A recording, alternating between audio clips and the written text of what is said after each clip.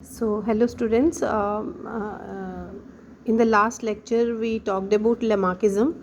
तो उसमें मैं आपको थोड़ा सा क्रिटिसिज्म के बारे में बताना चाहूँगी बिकॉज़ वहाँ पे एक साइंटिस्ट रहे हैं जिनका नाम था ऑगस्ट विज़मैन।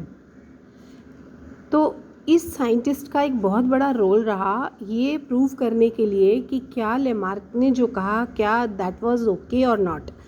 तो ऑगस्ट विज़मैन ने क्या किया कि जो रैट की टेल्स थी ना, उनकी टेल्स को वो हर बार काटते थे। लगभग 20 जनरेशन्स उन्होंने क्या किया कि उनकी टेल्स काटते रहे। लेकिन अब टेल्स जब कटती रही हर बार, लेकिन ऐसा कभी भी नहीं हुआ कि कोई भी रैट जो है वो विदाउट टेल जो है उसका बर्थ हुआ हो। तो अगर लेमार्क कहते हैं कि जो हम चीज़ का इस्तेमाल नहीं करते या जो मतलब वो एक्वायर होता है और इनहेरिट होता है, तो वो इनहेरिट होना चाहिए था लेकिन वो इनहेरिट नहीं होता।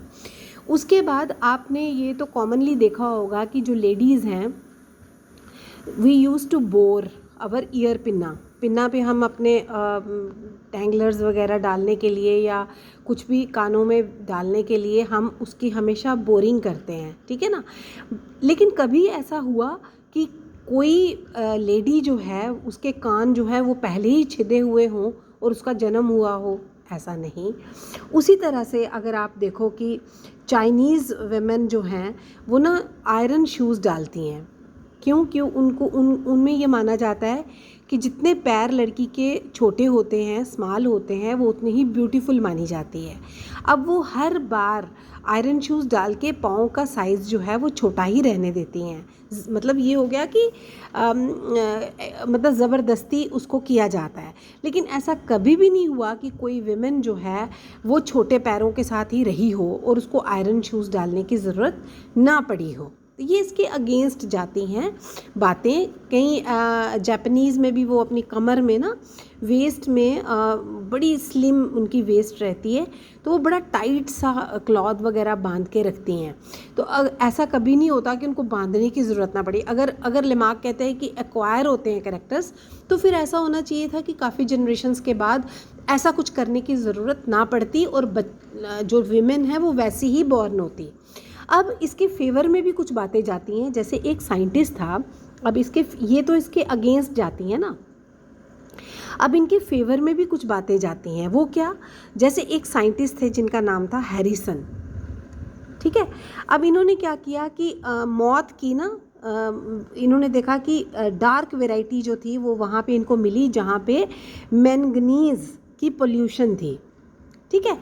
वहाँ पे ना मौत की इनको ऐसी वैरायटी मिली जो डार्क कलर थी, जो यूजुअली नहीं होती, ठीक है।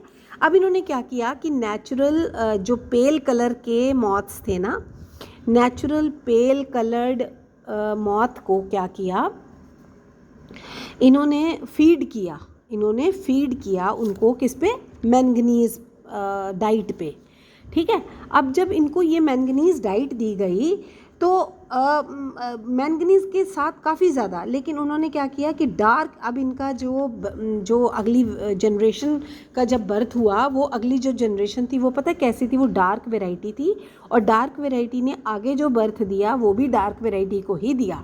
इसका मतलब कहीं ना कहीं जो डाइट या एनवायरनमेंट पे इसका इफ़ेक्ट जो है वो हो रहा है, और वो डार्क वैरायटी को उसने प्रोड्यूस किया, उसने आगे भी डार्क वैरायटी को ही प्रोड्यूस किया, जो ये कहता है कि येस, लेमार्क जो है कहीं ना कहीं उसकी ये बात सही मानी जाती है। उसके बाद एक और साइंटिस्ट थे जिनका नाम था टॉवर, ठीक है। टॉवर ने क्या किया कि छोटी छोटी पोटैटो बीटल्स को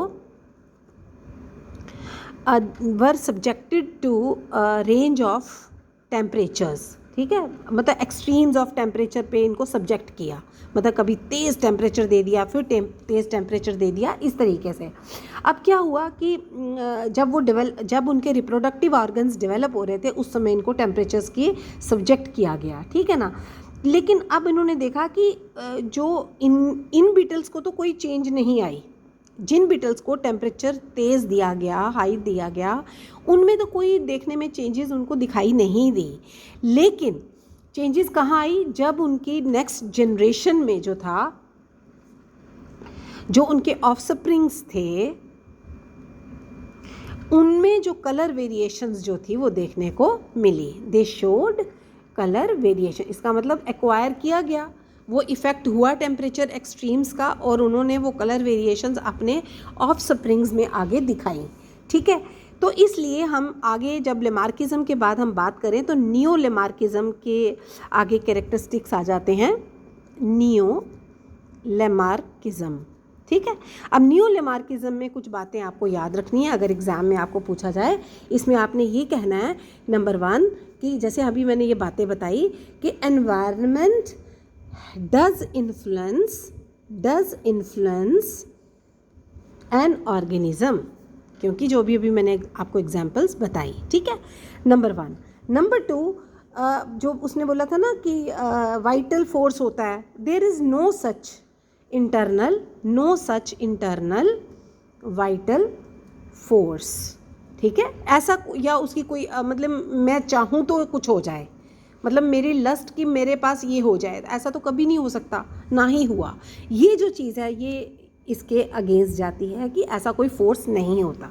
ठीक है, दूसरा है कि वेरिएशंस जो हैं वो इंडिविजुअल में तभी आती हैं और ऑफस्प्रिंग में जाती हैं, लेकिन कुछ, नंबर 3 जो आप बोलोगे, some of the variations acquired by an individual pass to the next generation। जो लेमार्क ने बोला था वो उसके हिसाब से ये भी बात सेट बैठती है। ठीक है, और number 4, only those variations are passed on to the offspring which also effect the germ cells और where somatic cells give rise to the germ cells. ये चीज़ जो है आपने ध्यान में सुननी है, क्योंकि जो विजमन ने ये कहा था कि बॉडी में 2 तरह के सेल्स होते हैं, एक होते हैं सोमैटिक सेल्स, एक होते हैं जर्म सेल्स। और अगर जर्म सेल्स में कोई चेंज आती है वो इनहेरिट होती है, लेकिन अगर कोई सोमैटिक सेल्स में चेंज आती है वो इनहेरिट नहीं होती। ठीक है, इसलिए नियो लेमार्किज्म ये समझाने की कोशिश करता है कि अगर सोमैटिक सेल्स जो है वो जर्म सेल्स प्रोड्यूस करते हैं, या उनमें जैसे एसेक्सुअल रिप्रोडक्शन में होता है कि कोई भी प्लांट का भी कोई हिस्सा जो है वो नेक्स्ट जनरेशन को बर्थ देता है, तो वो चेंजेस जो हैं आगे ट्रांसफ़र हो सकती हैं, या वो वेरिएशंस आगे जाती हैं जो वेरिएशंस पे ने जर्म सेल्स को इन्फ्लुएंस किया हो। ठीक है, आज इसको ज़रा ध्यान से सुनिएगा, ध्यान से पढ़ के इसको याद करिए, तो आगे मैं नेक्स्ट जो है वो डार्विनिज़म आपको पढ़ाऊँगी। ओके बेटा।